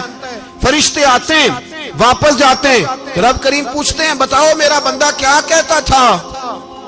اللہ تجھے سارا ہی پتہ ہے, پر ہم سے پوچھتے تو بتا دیتے ہیں. وہ یہ کہتا تھا کہ میں اپنی رب کی رضا پہ بڑا ہی راضی ہوں. وہ تیری حمد کر رہا تھا, تیری تعریف کر رہا تھا, تیرا شکر کر رہا تھا, تیرے لیے کلمات حمد بیان کر رہا تھا. تو میرے نبی پاک علیہ السلام فرماتے ہیں, اللہ فرشتوں سے فرماتا ہے سنو پھر اگر میں اپنے بندے کو اس بیماری میں شفا دوں گا تو اس تندرستی سے زیادہ اچھی تندرستی دوں گا جو پہلے اسے عطا کی ہوئی تھی, پہلے سے اچھی صحت دوں گا. اور اگر اسے اس بیماری میں موت دوں گا تو پھر مرتے ہی اس کے لیے میں جنت کا فیصلہ فرما دوں گا. بھائی جب تو راضی بالرضا رہتا ہے, راضی بالرضا, بڑی سادی سی بات ہے بھائی. آپ گھر گئے روٹی مانگی تو اگر کسی نے کہا نا کہ اتنی تھکاوٹ ہے ٹائم پہ آیا کریں اس وقت, تو روٹی تو وہ بھی مل گئی پر اس میں لذت, وہ سکون نہیں, وہ سکون نہیں. میری اماں جی سالن پکا کے رکھ لیتی تھی تو روٹی جب بھی کوئی مانگتا تھا تو تازی بنا کے دیتی تھی. ان کی طبیعت تھی. تو میں اکثر ان سے کہتا کہ اماں جی پکا کے رکھ دیا کرو. تو کہتے تمہیں خوشی نہیں ہوتی جب تمہاری اماں تازی پکا کے دیتی ہے؟ خوشی ہوتی ہے, طبیعت میں خوشی ہوتی ہے. ان کا مزاج تھا, ذوق تھا, تو ہم سمجھتے تھے یار یہ بڑی سعادت کی بات. تو آپ گھر گئے رات کو تو گھر والوں سے کہا روٹی, تو فوراً اٹھے فوراً, اور انہوں نے کھانا تازہ بنایا اور ساتھ یہ بھی کہا باہر سے نہ کھایا کرے بندہ بیمار ہو جاتا ہے. کتنی ٹھنڈک پہنچتی ہے آدمی کے دل کو, سکون ملتا.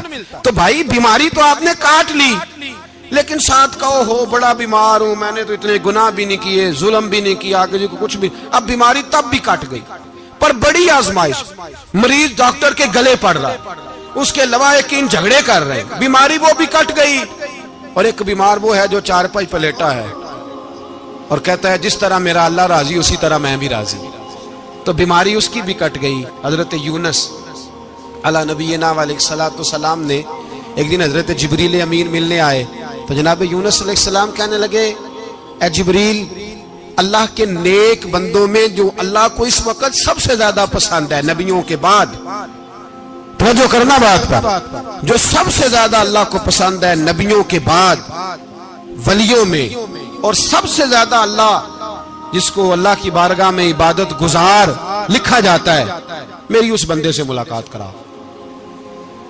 تو حضرت جبریل نے جناب یونس علیہ السلام کو ساتھ لیا تو ایک شخص کے پاس پہنچے جو آنکھوں سے اندھا تھا، دونوں ہاتھ اس کے سلامت نہیں تھے اور پورے جسم میں پیپ جاری تھی، ریشہ تھا۔ جب جا کے السلام علیکم کہا نا حضرت یونس نے، اس نے وعلیکم السلام کے بعد پہلا لفظ پتہ کیا کہا؟ اس نے کہا یا اللہ تیرا شکر ہے، یا اللہ تیرا، آپ بھی ادا کریں اللہ کا شکر، یا اللہ تیرا، اللہ تیرا شکر ہے۔ تو حضرت یونس علیہ السلام کہنے لگے تو شروع سے اس طرح کا ہے، نابینا بھی اور ہاتھوں سے معذور بھی اور سارا جسم شروع سے؟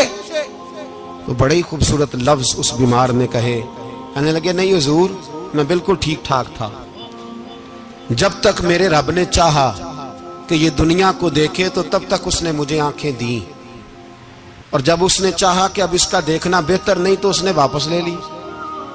تو یا اللہ تیرا شکر ہے، اللہ تیرا شکر ہے۔ پھر کہا جب تک اس نے چاہا کہ میرے ہاتھ رہے تب تک رہے، جب اس نے چاہا کہ میرے لیے بہتر نہیں تو اس نے لے لیے، تو یا اللہ تیرا شکر ہے۔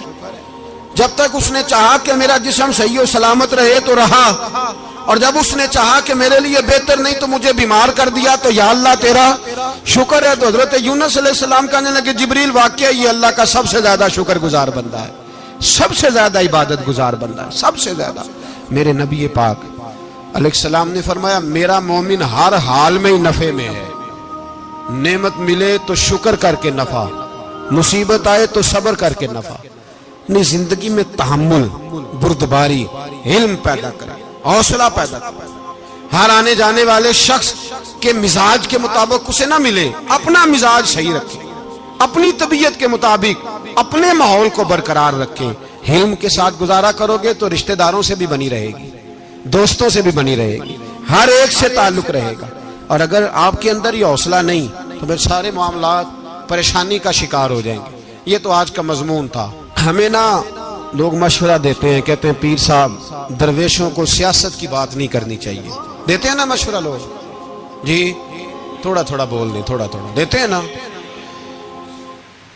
اگرچہ ہم ان کی بات نہیں مانتے، اس لیے کہ اقبال نے کہا تھا جدا ہو دین سیاست سے تو رہ جاتی ہے چنگیزی، جدا ہو دین سیاست سے تو، اور پہلا فکرہ یہ ہے کہ جلال بادشاہی ہو یا جمہوری تماشا ہو، جدا ہو دین سیاست سے تو رہ جاتی ہے۔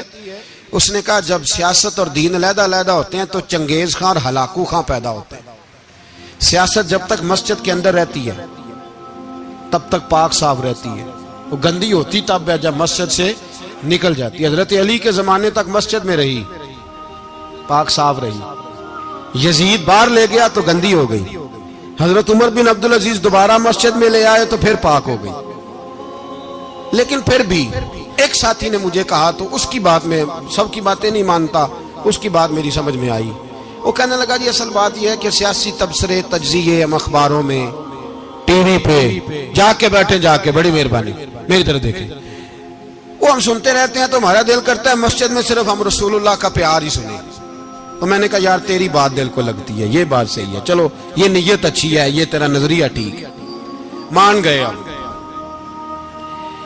میں چلا گیا دکاندار کے پاس اور میں نے اس کو جا کے کہا کہ گاڑی کا انجن کھولو، اس طرح کرو، اس طرح۔ اس نے کہا مولانا آپ جا کے نا گھر تو فقہ کی کتاب کھولیں، اس لیے کہ گاڑی کے انجن کے بارے میں آپ کو معلومات، یہاں اگر آپ نے یہ کام کرنا ہے تو اس کو پڑھیں، کسی استاد کے پاس ورکشاپ پہ آئیں، آپ کے ہاتھوں کو، منہ کو، چہرے کو مٹی لگے، دھواں لگے، گریس لگے، پھر آپ کو پتہ چلے گا انجن کیسے کھلتا ہے۔ صحیح کہہ رہا ہوں؟ نہیں صحیح کہہ رہا؟ دعا گلاں تے ہاں کر چھڑی جے، صحیح کہہ رہا ہوں جی؟ اگر مولوی کو اجازت نہیں سیاست کی بات کرنے کی اور مولوی کو اجازت نہیں کہ انجن کی بات کرے تو سیاستدان کو اجازت ہے دین کی بات کرنے کی؟ یہاں تو وہ آئے نا مدرسے میں پڑھے پورا دین حاصل کرے پھر وہ بولے تو پھر تو ٹھیک ہو گیا، لیکن جب اسے سورۃ اخلاص بھی سیدھی نہیں آتی تو فتوے دینے کی اس کو ضرورت ہے کوئی؟ بولے نا یار کیوں چھیڑتے ہیں سیاست؟ ہم نہ پچھلے جمعے جلوس نکالنا چاہ رہے تھے ختم نبوت کی ترمیم کے حوالے سے، حکومت وقت نے کہا کہ ہم واپس لیتے ہیں، تو میرے بہت سارے دوستوں نے کہا جی نکالنا چاہیے، انہوں نے کیا کیوں؟ میں نے کہا یار لوگوں کو بھی پریشان نہیں کرنا چاہتے، ہماری اپنی سڑکیں ہیں، کسی کو بس ٹھیک ہے، انہوں نے واپس لے لی تو بات ختم ہو گئی، ہم مان گئے، تسلیم کر لیا۔ اتنا ہمارا مطالبہ ہے کہ اس آدمی کو ضرور سزا دو جس نے یہ ترمیم کی ہے، لیکن ہم نہیں کرتے، کوئی نہیں نکلے، نہیں نہ نکلے بولے ہیں۔ تو وزیر قانون صاحب کو کیا مصیبت بنی ہوئی ہے نیا فتویٰ دینے کی؟ کہ ہے کوئی شوق انہیں دینا چاہیے فتویٰ؟ کہتے نہیں مرضیوں میں ہمارے درمیان تھوڑا ہی فرق ہے۔ مجھے یوں لگتا ہے کہ یہ جان بوجھ کر کوئی نہ کوئی ایسی شرارت کرتے ہیں جس سے لوگ اشتعال میں رہیں، جان بوجھ۔ حلم، حوصلہ، صبر ذات کے بارے میں تو ہے، لیکن اگر کوئی رسول پاک کی بے ادبی کرے تو پھر حوصلے کی بات وہ ہے ہی نہیں، پھر تو جہاد کی بات ہے۔ اور میں دیانتداری سے مسجد میں باوضو بیٹھ کر جمعے کے دن مشورہ دیتا ہوں حکومت کو اور وزیر قانون کو مشورہ دیتا ہوں کہ نہ فرعون کی حکومت ساری زندگی رہی، نہ نمرود رہا، نہ جاج بن یوسف رہا، نہ یزید رہا، اور یار درباری بن کے حکمرانوں کی چاپلوسی کرتے کرتے تم یہاں تک آ گئے ہو کہ اب نبی پاک کی عزت کو ہاتھ ڈالنا شروع کر دیا ہے۔ اور آپ یقین کریں سیاسی جماعتوں کا اتنا برا حال ہے کہ ان کے لیڈر کے بارے میں کوئی بات کرے تو پاگل ہو جاتے ہیں یہ احتجاج کر کر کے، اور اس نے ڈائریکٹ کہہ دیا کہ ختم نبوت کا مسئلہ ہی کوئی نہیں، جو دین کی بنیاد ہے، کسی کو پرواہ نہیں۔ مجھے تو ان لوگوں کی فکر ہو رہی ہے جن لوگوں نے انہیں ووٹ دیے ہیں، وہ اللہ کو کیا جواب دیں گے۔ اور یہ اللہ ماشاءاللہ ساری سیاسی جماعتیں اس طرح کی۔ اور میرا وزیر قانون صاحب کو بھی مشورہ ہے کہ زندگی بڑی تھوڑی ہے، بڑی تھوڑی، اللہ سب کو معاف کرتا ہے، اپنے رسول کے غداروں کو معاف نہیں کرتا۔ اور یہاں تمہاری گاڑیوں پہ جھنڈے لگے ہوئے ہیں، وہاں بھی تمہارے جھنڈے لگیں گے، پر اس لیے لگیں گے کہ یہ غدار ہیں ناموس رسالت کے، یہ جھنڈے لگیں گے۔ شرم کرو اور ڈر جاؤ، بس کر دو، تمہارے منہ میں اب دانت پورے نہیں رہے۔ کوئی شوگر کا مریض ہے تو کوئی بلڈ پریشر کا، تو کوئی ہارٹ کا، تو کوئی کینسر کا۔ شرم کرو اور اپنی قبر کی بھی تھوڑی سی فکر کرو۔ بتاؤ پاکستان کے کتنے صدر گزرے، وزیر اعظم گزرے، تو ان کی قبریں کہاں ہیں؟ کوئی جاتا ہے ان کی قبروں پہ؟ کسی کو خبر ہے؟ کیوں اپنے لیے جہنم کٹھی کرتے؟ سارا کچھ دنیا داری رہ گئی ہے، سارا کچھ صرف یہی رہ گیا۔ حضرت ابو بکر سردار تھے، حضرت عمر سردار تھے قبیلے، حضرت عثمان سردار تھے، انہوں نے سرداریوں کو ٹھوکر مار کے رسول اللہ کے قدموں میں بیٹھنا پسند کی، سرداریاں چھوڑ کے غلام بن گئے۔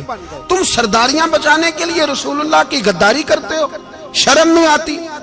اور قوم شکوہ ہے مجھے ان لوگوں سے جو مولوی تو کہہ دیتے ہیں تو سیاست نہ کر، اور کسی سیاستدان کو منع نہیں کرتے کہ جب تجھے سورت فاتحہ بھی نہیں آتی تو تجھے کس نے اجازت دیا اتنی بڑی بات؟ اور میں نے پچھلے سے پچھلے جمعے بھی کہا تھا، پھر کہتا ہوں اور آن دی ریکارڈ کہتا ہوں، مرزائی کل بھی کافر تھے، آج بھی کافر، اور قیامت تک، اور جو ان کے کفر میں شک کرے وہ بھی، اور پکا بے ایمان ہے، کافر ہے، وہ وزیر قانون ہو یا صوبائی ہو یا وفاقی ہو۔ من شک فی کفر ہی فقط کفر، جو مرزائی کے کفر میں شک کرے وہ بھی کافر ہے۔ ہمارے رسول آخری رسول ہے، ہم کسی کو یہ اجازت نہیں دیں گے کہ وہ ختم نبوت میں رکھڑا ڈالنے کی کوشش کرے، ہم کسی کو یہ اجازت ہے۔ اور تم نے قوم کو لوٹا، لوٹتے رہو، اب ایمان پہ ڈاکے تو نہ ڈالو۔ تمہیں دولت لوٹ کے پیٹ نہیں بھرا، اب ایمان لوٹنا شروع کر لیا۔ تمہارا فیکٹریاں لوٹ کر، قومی خزانہ لوٹ کر پیٹ نہیں بھرا، بھائی مانو اب دین بیچ کر اپنی حکومتیں پکی کرو گے۔ اور وہ لوگ بھی تیار ہو جائیں جو ان بے ایمانوں کو منتخب کرتے ہیں، ان سے بھی سوال کرے گا ختم نبوت کا موضوع قیامت کے دن کہ تم بتاؤ، ان کو سپورٹ کرتے تھے جو رسول اللہ صلی اللہ علیہ وسلم کے بعد بھی کسی نبی کو نبی ماننا درست جانتے تھے۔ شرم آنی چاہیے، خیال ہونا چاہیے۔ اور میں نے کہا کہ ہمارا دل نہیں چاہتا، آپ یقین کریں، ہمیں شوق ہے جلوس نکالنے کا، تمہارے خلاف باتیں کرنے کا۔ تم نے روز تھرمامیٹر نکالا ہوتا ہے، چیک کرتے ہو کہ ایمان کتنا ہے کتنا نہیں ہے۔ یہ پاکستان اگر صوبہ سندھ ہے تو حضرت عبداللہ شاہ غازی کا ہے، اگر بلوچستان ہے تو حضرت بابا عبد الرحمان کا ہے، اور اگر پشاور ہے تو وہ صوفیاء کا ہے، اور اگر یہ دھرتی پنجاب ہے تو یہ داتا علی اجویری کی ہے، یہ بابا فرید الدین کی ہے۔ اس میں کسی غدار کو قبضہ کرنے کی اجازت بالکل نہیں ملے گی۔ اور ہم وہ لوگ بھی نہیں جو چپ کر کے اندر سوتے رہیں، قوم جو کرتی ہے کرتی رہے، ہمیں پرواہ نہیں، نہ ایسی کوئی بات نہیں۔ کوئی بندہ نہ سمجھے کہ انہیں ہوش نہیں، انہیں پتہ نہیں، ہمیں سارا کچھ ہی آتا ہے۔ پھر اگر کل کو کوئی ممتاز قادری پیدا ہو گیا تو شکوہ نہ کرنا، کل کو کوئی پھر سے عامر چیمہ نکل آیا تو شکایت نہ کرنا، یاد رکھنا۔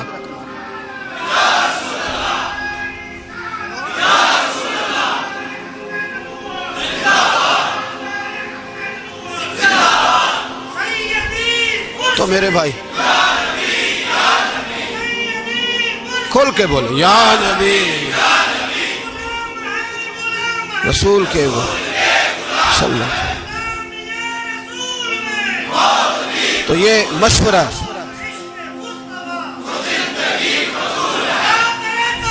جزاک اللہ، تو یہ تمہیں مشورہ ہے۔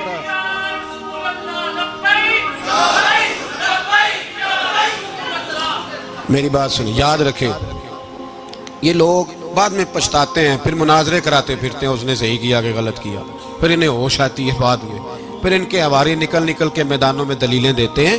اس لیے ہمارا مشورہ ہے انہیں کہ یہ اپنی حد میں رہیں، اور جو کام تمہارے ذمہ، میں نے کہا نا تم نے بڑا لوٹا، یہ قوم روز تمہیں موقع دیتی ہے لوٹنے کا، یہ موقع دیتی ہے، تو تم نے دولت لوٹ کے پیٹ نہیں بھرے، اب ایمان لوٹنے کے چکر میں آ گئے ہو۔ یاد رکھو، مسلمان گناہگار ہیں، غدار نہیں ہیں۔ تمہیں دولت لوٹنے کا تو شاید موقع مل گیا ہے، پر ایمان لوٹنے کا موقع نہیں ملے گا، تو اس لیے اس کو لگام دو۔ اور ویسے بھی کتا جو پالتو ہوتا ہے نا، اس کو گھر کے اندر سنگلی سے باندھ کے رکھنا چاہیے۔ یہ تمہارے بوٹ چاٹتے ہیں، بھونکتے ہیں، تمہارے حق میں وزارتیں لیتے ہیں، ہم نے تو کوئی وزارت نہیں لی تم سے، اور نہ ہمیں شوق ہے، اس لیے کہ ممبری کیا کرنی ہے جس کو ممبر رسول عطا کر دیا جائے، اس نے کیا کرنی ہے یہ ممبریاں جس کو پکا ممبر رسول دے دیا جائے، تو اس لیے اس سے باہر آؤ۔ میں نے کہا بڑے بڑے نمرود، فرعون، قارون دفن ہے، تمہارا بھی نام تک نہیں ہوگا، بالکل نام نہیں ہوگا۔ اس لیے ہمارا مشورہ، اور آپ لوگ بھی آئیں نا یہ اگلے سال، تو ان کو کھڑا کر کے پوچھ لینا، اسلامی جمہوریہ پاکستان کا تم نے ایم پی ایم نے بننا ہے، پہلا کلمہ ہی صحیح سنا دو، چلو خدا کا واسطہ یہی بتا دو کہ تمہیں نماز بھی ڈھب سے آتی ہے کہ نہیں، اور آپ کی موج ہے، آپ بٹھا لیتے ہیں سر پہ، کیا کریں، سمجھانے والے مفت گناہگار ہو گئے اور بہکانے والے سب تمہارے یار ہو گئے۔ اس لیے یہ چھیڑتے ہیں جان بوجھ کے، اور پھر جب کوئی ممتاز قادری علیہ رحمہ پیدا ہوتے ہیں پھر انہیں دشواری ہوتی ہے، پھر ان کا جینا مشکل ہو جاتا ہے، یہ موقع دیتے ہیں، پتہ نہیں کس کے ایجنڈے پہ عمل کر رہے ہیں۔ میرا سوال یہ ہے، میں نے پچھلے جمعے پھر میرا سوال ہے کہ میں پوچھتا ہوں اس آدمی کو ضرورت کیا ہے ختم نبوت پر بات کرنے؟ جب امت مسلمہ کے متفق کا فیصلہ ہے کہ مرزائی کافر، اسمبلی نے بل پاس کر دیا کہ مرزائی، ان کو اقلیت قرار دے دیا، اور جب سے وہ اقلیت بنے نہ ہم نے ان کی عبادت گاہ جلائی، نہ ہم نے ان کو قبروں سے نکالا، نہ ہم نے، بس ٹھیک ہے جیسے عیسائی رہتے ہیں، یہودی سے کس ملک میں رہتے ہیں وہ بھی رہیں، اقلیت بن کے رہے، کوئی اعتراض، پر تم انہیں کھینچ کے کیوں قریب کرتے ہو؟ تمہارا کیا یرانہ ہے ان کے ساتھ؟ بتاؤ تو صحیح۔ ان لوگوں سے ان کو چاہیے اپنے منہ میں لگام ڈالیں، اور اگر نہیں ڈالیں گے پھر انشاءاللہ ڈالی جائے گی، اور بڑی تگڑی ڈلے گی، اور پھر ایسی ڈلے گی۔ سلمان تاثیر جب مرا تھا نا تو 5-5 لاکھ روپیہ مولویوں کو آفر کی جنازہ پڑھاؤ، 5-5 لاکھ روپیہ چھوٹے چھوٹے مولویوں کو۔ اور داتا صاحب کی مسجد کے خطیب بھی صوبائی جو تھے، وہ خطیب تھے، ملازم تھے، انہوں نے کہا کہ ایمان نہیں بیچنا، نکالنا نوکری سے تو نکال دو، اور بادشاہی مسجد کا مولوی جس کا پتہ ہی نہیں چلتا کبھی کدھر چلا جاتا ہے کبھی کدھر، یہاں تو وہ بھی کھڑا ہو گیا. اس نے کہا نا ایمان نہیں بیچنا. گورنر ہاؤس کی مسجد کا امام کہنے لگا کہ بخشا جانا نہ جانا یہ تو رحمت الہی کا معاملہ ہے، پر اتنا گندا جنازہ نہیں پڑھنا، اتنا گندا جنازہ نہیں ہم پڑھیں گے. مرنے کے بعد تمہارے جنازے نہیں پڑھے جاتے، تمہاری قبریں خراب ہوتی ہیں، کدھر ہیں تمہاری دولتیں؟ اور وہ مولوی آج تک پتہ ہی نہیں کدھر گیا جس نے اس غلیظ کا گندا جنازہ پڑھایا. تو بھائی اپنی قبر حشر کو جب جہاں تمہارے جنازے نہیں پڑھے جا رہے تو وہاں تمہارا کیا حال ہوگا. اس لیے ان لوگوں کو چاہیے کہ اپنی زندگی اس طرح گزاریں کہ کچھ نہ کچھ منہ لے کے سرور کائنات کے پاس چلے جائیں، ورنہ ایسا نہ ہو کہ یہاں بھی پھٹکار اور وہاں بھی پھٹکار. اس لیے ہمارا مطالبہ ہے حکومت سے کہ شرم کرو اور ایسے بھائی مانوں کو، کالے ناگ جو تم نے بھرتی کی ہوئے ان کو نکالو، اور اگر تعریفیں کروانی ہو، تلوے چٹوانے ہو تو اندر کمروں میں ان سے چٹوا لیا کرو. ان سے کہو کہ یہاں ہماری نوکری کرو، باہر نکل کے رسول اللہ صلی اللہ علیہ وسلم کے دین کے بارے میں گفتگو نہ کرو. اس لیے کہ اللہ تبارک و تعالیٰ نے اس دین کے اندر بڑا حسن اور بڑا جذبہ رکھا ہوا ہے، بڑا وقار ہے. ہمارا مطالبہ ہے حکومت سے کہ ختم نبوت کے مسئلے پر کوئی سیاستدان گفتگو نہ کرے. آپ تائید کرتے ہیں اس بات کی؟ اس پر کوئی سیاستدان کوئی گفتگو؟ ہمارے پاس بڑے تماشے ہیں سیاست کرنے کو، باقی تماشوں پہ سیاست کرو. یہ رسول اللہ کی ناموس کا معاملہ ہے، یہ چھیڑنے کی تمہیں اجازت؟ مجھے سمجھ نہیں آتی یار، جب بات ختم ہو گئی، اسمبلی نے بل واپس لے لیا، تو صوبائی وزیر قانون کو آخر تکلیف کیا ہے؟ آپ کے پاس جواب ہے کوئی اس بات کا؟ بات ختم ہو گئی، ہم نے جلوس نہیں نکالنا، چھوڑ دیا، خاموش ہو گئے. علماء نے میٹنگیں بلائی تھی، کینسل کر دی، ٹھیک ہے جی بات. اب دوبارہ سے کیوں چھیڑتے ہو؟ پھر کہتے ہیں احتجاج ہوتا ہے، شور ہوتا ہے. تم خود ایسی حرکتیں کرتے ہو جس سے افراتفری پیدا ہوتی ہے. یہ ملک رسول اللہ کے نام پہ بنا ہے، اور قیامت تک یہاں وہی ہوگا جو میرے رسول پاک صلی اللہ علیہ وسلم کی رضا ہوگی، اور نبی پاک کے قانون کے خلاف کوئی قانون یہاں چل سکتا؟ اللہ ہمیں سمجھنے کی توفیق عطا فرمائے.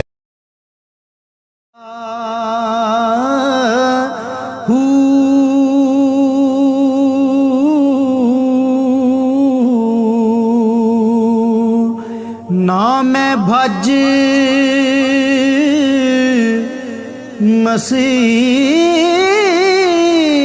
مسیتی وڑیا، نا تسبیح